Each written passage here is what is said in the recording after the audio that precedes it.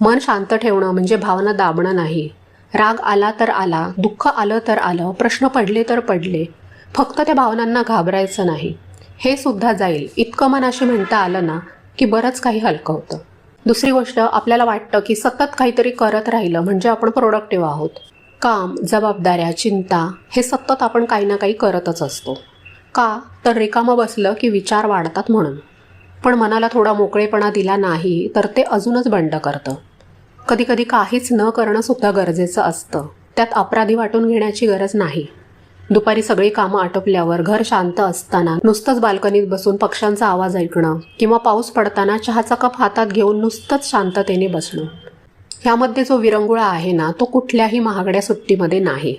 आपण यंत्र नाही आहोत. शरीराला थकवा जाणवतो तसाच मनालाही जाणवतो. तो मनाचा थकवा ओळखायला शिका. त्यालासुद्धा विश्रांतीची गरज असते. त्यालासुद्धा थोडा वेळ हक्काचं मौन हवं असतं. आता तिसरा मुद्दा जो आपल्या सगळ्यांच्याच आयुष्यात येतो तो म्हणजे आपल्याला नको असलेल्या गोष्टींना नाही म्हणणं. आपल्यावर लहानपणापासून संस्कार असतात की सगळ्यांना सांभाळून घ्यायचं, कुणाचं मन मोडायचं नाही. त्या नादात आपण नको तिथे हो म्हणत जातो आणि मग आतून चिडचिड होते.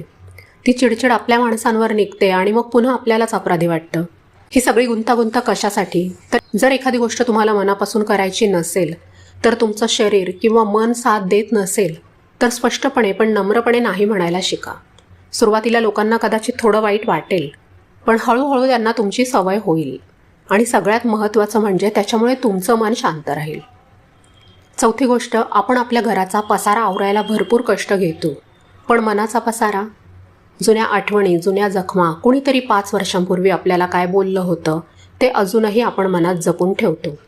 जसं आपण कपाटातला जुना कचरा टाकून देतो तसंच मनाच्या कपाटाचं सुद्धा करायला पाहिजे. ज्या विचारांमुळे आजच्या क्षणाला आपल्याला आनंद मिळत नाही ते विचार धरून ठेवण्यात काय अर्थ आहे? 2026मध्ये थोडं हलकं होऊया. जे गेलं ते गेलं. भूतकाळ बदलता येत नाही आणि भविष्याची भीती बाळगून वर्तमान खराब करण्यात शहाणपण नसतं. आजचा दिवस, आत्ताचा हा क्षण आपल्या हातात आहे. तो पूर्णपणे जगलो ना तर आपलं मन नक्कीच शांत राहायला मदत होईल. पाचवी गोष्ट, माणसांच्या बाबतीतही थोडं सावध राहिलं पाहिजे. काही लोक आपल्या आयुष्यात फक्त आपली एनर्जी ड्रेन करायला येतात. सतत तक्रारी करणारे, नकारात्मक बोलणारे किंवा आपल्याला कमी लेखणारे लोक.